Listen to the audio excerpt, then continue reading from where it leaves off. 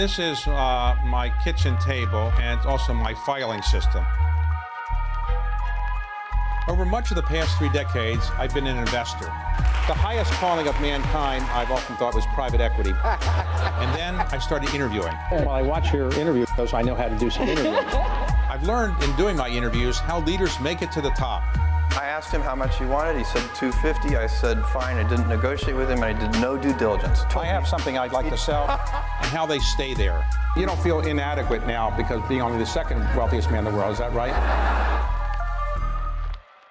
Shonda Brown Daackit is the president and CEO of TIAA, which is one of the largest income retirement security firms in the United States.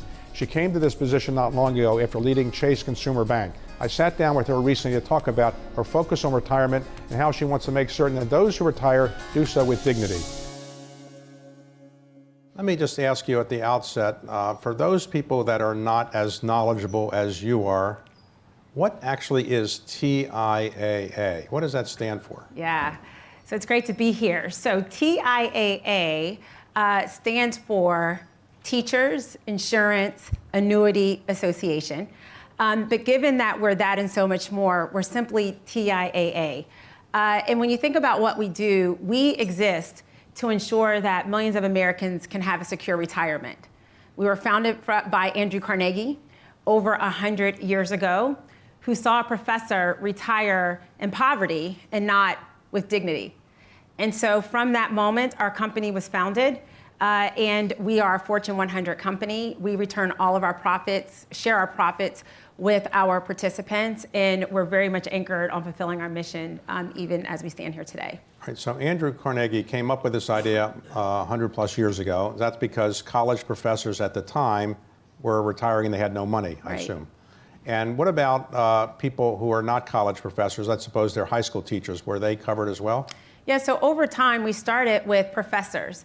But over time, our mission expanded to not just the professors on campus, but also the janitors, the staff, K through 12, hospitals, other nonprofits, and most recently, having our product travel into the 401k market. And really, when you think about our mission to make sure that people can retire with dignity, we think having access to guaranteed income as part of one's retirement portfolio is absolutely critical. So when people retire now, if they have a TIAA program, they get a guaranteed income, or do they get just whatever you can return on their investments? Well, clearly, our participants have choice, and depending on the plan, depends on the university or the organization. But what makes TIAA special is that within their in-plan portfolio, they can have exposure to guaranteed income. And that means that in addition to stocks and bonds, you have an in-plan annuity that provides you that guarantee, that insurance, that you can feel confident that regardless of the markets, it won't go negative, that you won't outlive it, and that ultimately it can complement your overall financial allocation as you think about your retirement. Okay, so today, what do you think the biggest problem is with respect to worrying about investments? Are you worried about the economy? Are you worried about the geopolitical situation around the world? What's going to most adversely affect your ability to give good rates of return to your clients? Well, when I think about how we invest, we're pretty well positioned to navigate any environment. But if I just think about the broader economy, clearly inflation is top of mind for the Fed. Clearly, I worry about the war in Ukraine, and I also worry about the geopolitical environment. I think when it comes to our participants, inflation is top of mind because these are individuals that are thinking about retirement or in retirement, and the everyday cost is what's top of mind for them, and so that's what's top of mind for me. Given how high inflation is right now relative to where it was, I mean, what can somebody who has to worry about being in retirement living on a fixed income, what can they really do? I mean, that's the beauty of TIAA Traditional. That's what we've been here to do for over 100 years. And so the people who are thinking about retirement or are in retirement that have access to guaranteed income, they're able to draw on their Social Security, and they're also able to draw on their guaranteed income while they're navigating the volatile markets and hopefully not having to sell too early in the market. And so I think more than ever, this is why it's so important to talk about access to guaranteed income, access to in-plan annuities. Let's suppose you're not a teacher, you're not any of the professions that you cover. Let's suppose you're in something important like private equity. Right. You might be okay. So let's suppose you work at a private equity firm and you say, I've heard TIA has a good program, I'd like to sign up for it. Could you sign up for private equity programs as well? In other words, do you cover industries not just normally associated with TIAA? Yeah, well, we just recently announced our ability to have access to lifetime income solutions, guaranteed income, move into the 401k market. And so very soon, the answer will be yes, that within your plan, you will have an opportunity, if we negotiate that with your plan sponsor, to have exposure to TIA traditional like product that we call the secure income product. Suppose I say I like your company and I'd like to invest in the company. I just want to make a good investment. Can I invest in your company? No, we are private. And so we're not a public company, we're private. But the good news is if you are a participant, you get to share our profits. And so if you worked at a university or a healthcare with TIA, you get the benefit in sharing our profits. You ever thought about going public and changing all those rules, or you don't want to do that? No, I'd rather share my profits with our participants. So you guarantee people through an annuity certain returns when they retire, is that right? Yeah, we guarantee a percentage, and then depending on the performance of the company and our investments, we can credit you a higher amount depending on how we're performing. I assume that you're able to do that because you put a lot of money in private equity, which gets high rates of return, is that right? Well, we're able to do that because we have a great investment manager that's here. But our general account primarily has exposure to fixed income, but we also do have exposure to private equity and alternatives that allows us to have a high AAA rated type insurance company with exposure to equity, which gives us the opportunity over the long haul to outperform and return or share those profits back to participants. TIAA owns Nuveen, is that right? Yes. But Nuveen is your investment arm, Yes. is that right? So this is a company you bought a number of years ago, and now all of your investments go through Nuveen, is that right? Yes. And Nuveen was a municipal bond specialist at one point, but now they've diversified out of that? They have. I mean, what's been great about the acquisition, I want to say in 2014, is exactly they were known as a top muni shop, and we still are. But through acquisitions and partnerships like Churchill and others, we now have a general account that provides exposure to not just traditional investments, but also alternatives, which has been terrific for us. So today, your interest in this is in part because you saw when you were a young child, your father did not have a retirement program, is that right? Yeah, so my father worked for a company for many years, blue-collar worker, drove trucks, worked in the warehouse. And he had access to his pension plan, but he could have also participated with his 401k. And it wasn't until I graduated from college and was talking to my father, Otis Brown, and realized that he, at that time, had never contributed to his 401k. And so to have the daughter look at your father and say, Dad, this is not sufficient, is something that stayed with me, because there's so many Otis Browns out here that have access to a retirement plan, but that plan may not have communicated in a way that Otis Brown would say, this is something I need to take advantage of. And as a result, there was a lot of dollars that were left on the table.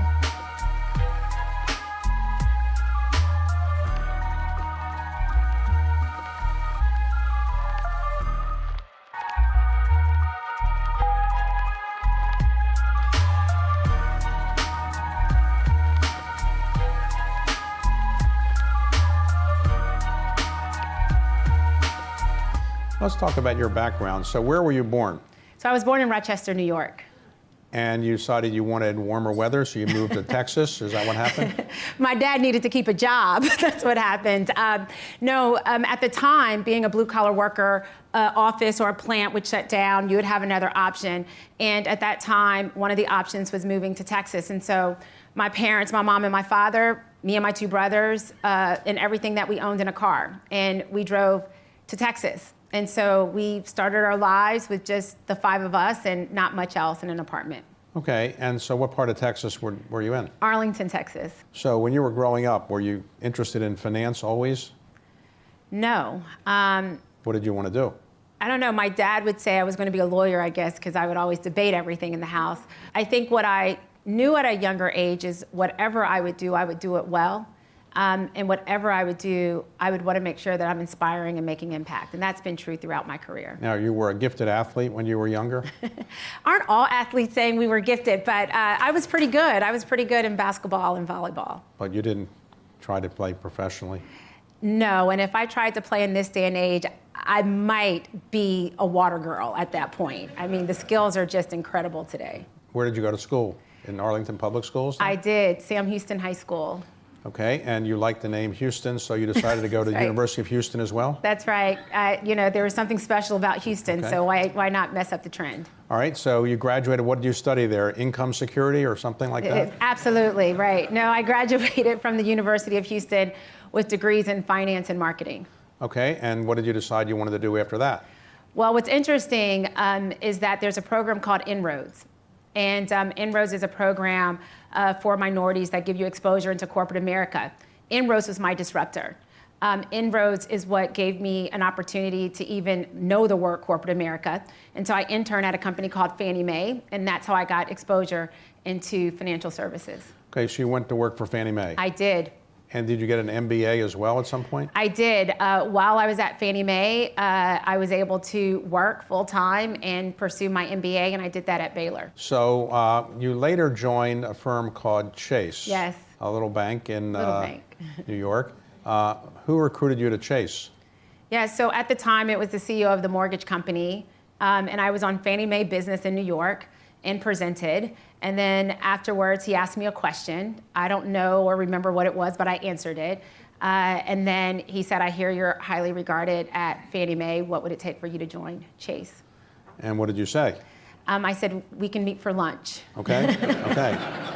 So you ultimately, I guess, convinced him that you should be hired, and you joined Chase, is that right? Well, I would say he ultimately convinced me. Okay. But yeah, so at that time, and really what's so interesting about this story is that about 6 months before that meeting, I said to myself, no matter how much I love Fannie Mae, I really believed in the mission. The mission is our business, the business is our mission.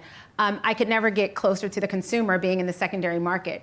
And so one of my goals was to get closer to the consumer, and this opportunity allowed me to do All right, that. so you rose up to be the president of Chase Consumer Bank. Yes. You oversaw that for how many years? For about 3 years. 3 years. Two and a half, 3 years. Did you ever have an ATM card denied when you were trying to, you're the head of that, did your ATM card ever get denied? What do you do if that happens? Well, you know what, if it do, I say self. No, I know who to call within the team to help. So I never had my card denied, but we would do some testing. I would absolutely pop in a branch and hope they didn't know who I was and just ask them a few questions. Do you ever have a credit card really denied, I guess? Well, I mean, it's a tough feeling when it's, when you get denied, but they're just doing it to protect you. You didn't say, you know who I am? I'm the head of this. Yeah. I did not. I just was treated like everyone else. Okay. All right, so how long ago did you get approached by TIAA? Yeah, this happened in 2021. Okay, and during the COVID period of time? Yes. So, all right, so they approached you and they said, would you like to be the president and chief executive officer? And you said, let me ask Jamie Dimon. Is that what you said? Not exactly. I think, it was a long interview process, and clearly they were able to tell me all the wonderful things about this company. And over time, I fell in love with the company and realized that this definitely was the next best move for me in my career. I think this is the most amazing job. Okay. I get to lead a company, a Fortune 100 company that's anchored in a mission to make sure that everyone has access to retirement and can retire with dignity. So yeah, this is a phenomenal opportunity that I get a privilege to lead. So are you surprised there are only 2 women, you're one of them, who is running a Fortune 500 company today who is an African-American woman? Is that surprising to you at this time? It's surprising in one sense, but not surprising in the other. It's surprising in the sense that there's so many talented African-American women that could absolutely lead a Fortune 500. It's not surprising because we know that there's only ever been 3 full-time, 4 total to run a Fortune 5. And it just says that we have a lot more work to do, not just in corporate America, but in so many other facets of our society. So what are you doing at TIAA about diversity and equity and inclusion in your management ranks and in your employee ranks? How do you rank in that area now? Well, we're at the very top, and it starts with the board, and I'm fortunate enough to have a board of trustees that commitment to diversity, equity, and inclusion is something that's always been a part of who we are at TIAA. Our board is very diverse. My management team is probably one of the diverse management teams of any Fortune 500 company. And when I think about our why, it's just saying, I want the best talent. And if you fundamentally believe that talent is created equally, opportunity is not, you'll always ask who's not at the table, who's not in the room. And I get to surround myself with people that have that same level of resolve. Now, ESG is a big thing in the investment world. Yeah. Do a lot of your clients say they really care about ESG performance of the groups you invest with, or how do you measure your ESG performance at TIAA? Yeah, I mean, we've always been committed to ESG, and when I think about our why, I mean, clearly we believe that it's core to long-term growth and it's core to understanding and mitigating risk. And we also understand, the important role that it can play in society. And so our participants are very much curious about what we're doing in ESG. Naveen clearly has been a leader in ESG. And it's a conversation that we have on campus. It's a conversation that we have at universities and hospitals, et cetera. So it absolutely is top of mind. Suppose the President of the United States called you and said, you are so talented, I want you to be in my cabinet. Would you ever serve in the cabinet of a president, or you don't want to go to Washington at all? Well, clearly, if a president called me to serve, it's something that I would take under consideration, but not if it conflicted with being the CEO of TIAA.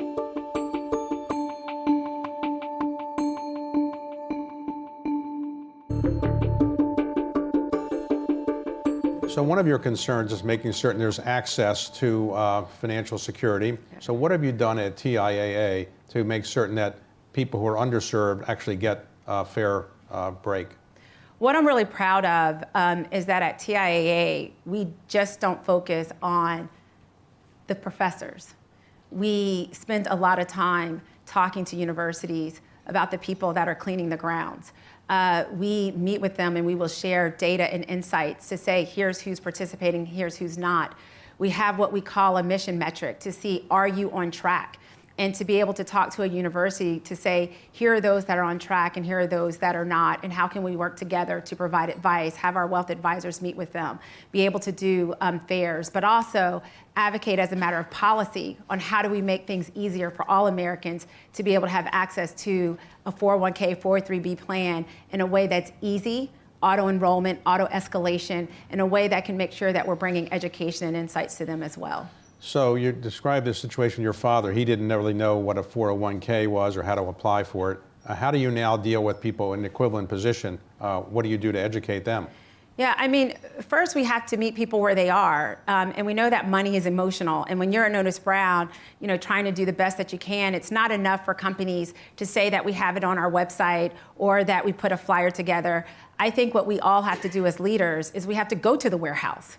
We have to make sure that we're talking in a way that Otis Brown can say, this is something that I need to do today. And so what we are doing at TIAA, whether that's digital, whether that's through benefits and affairs, we're really working with our plan sponsors to say, how do we reach every faculty and staff at your university? If it's in a different language, how do we do that? How do we make sure that if they need to bring their family, we do that? So the point is, it's not just looking at the overall plan and say, yes, we have a plan, yes, we have benefits, yes, we provide education.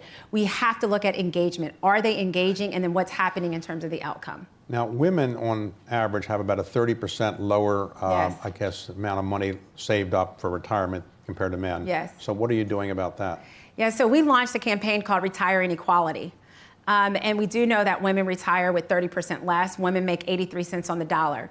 And so there's a couple of things that we're doing. One, it's having this conversation and making sure that we all are aware that there is a gap. By the way, women live longer than men, so longevity risk is a real factor. Secondly, it's about making sure that we are talking to women about what can you do differently. And so whether that's negotiating pay and what are some tools that are out there, making sure that you take the time to negotiate, because we know women do not negotiate as much as men, which puts you at a disadvantage to start. But then also along the way, making sure that women are securing their own retirement, and that as part of their retirement plan, we're having much more conversation around guaranteed income as well. And so ensuring that we understand what are the nuances for women. If you think about COVID, 2 million women exited the workforce. they did not continue to contribute to their 401k or 403b plan. And so how do we make sure, as a matter of policy, as a matter of engagement, that women can have an opportunity to catch up? That women can understand that if you exited the workforce and now you're back, that's 2 years of compounding that you were not able to take advantage of. And how do we continue to make sure that we're educating them and giving the tools that they need to get back on track? Now, do you ever go to Washington, D.C. to lobby members of Congress? Do you ever do that?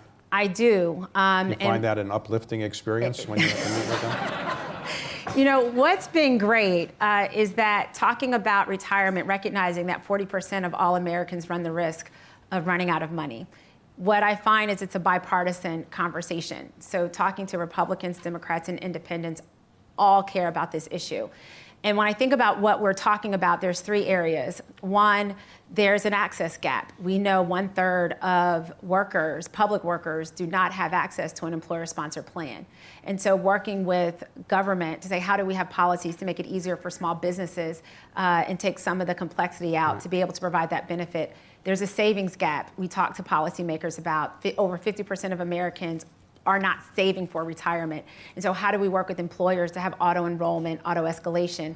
And then lastly, we talk about a guarantee gap, which is how do we make sure that we can have in-plan annuities like TIA traditional as part of an investment allocation. So when you go to Washington, do you ever say, I could do a better job than these members of Congress? You ever thought about running for office yourself, or is that not for you? I'm focused on being the CEO of TIAA right now. And suppose the President of the United States called you and said, you are so talented, I want you to be in my cabinet. Would you ever serve in the cabinet of a president, or you don't want to go to Washington at all? Well, clearly, if a president called me to serve, it's something that I would take under consideration, but not if it conflicted with being the CEO of TIAA. Well, it might be a conflict there. It might be hard to do both. Might be a little bit of a conflict. But maybe at some point down the road? I want to make impact. And however I can make impact, that's what I'm here to do. And if at some point in time, after I'm long gone from being a CEO, if there was an opportunity to be of service in another capacity, I would always take that under advisement. So today, what is the thing you're most proud of, what you're in your current position, most proud of what you've achieved? You've been in a position a relatively short period of time, but what are you most proud of what you've achieved so far? Wow. I am most proud of really getting back to the core of what we do and designing and building products that can truly meet the needs of today and helping more Americans retire with dignity. I'm very proud of earning the right. When you come in as a new CEO from the outside, you have to earn the right with your team and with your clients. And I believe I'm earning that right every single day, and that makes me very proud of. And if Andrew Carnegie came back, what would you like to ask him about his program? Would you tell him he did a pretty good job, or you tell him you've made some improvements on it? I would tell him we're not done yet. I would tell him thank you. My mother is a retired educator. I would tell him that his ability to see an educator educating the world's greatest minds retire in poverty and not in dignity is exactly what we are still here to do and will do for the next 100 years. And there's a quote by Andrew Carnegie that says, and I don't want to misquote, but something like, you're not rich until you enrich others, the lives of others.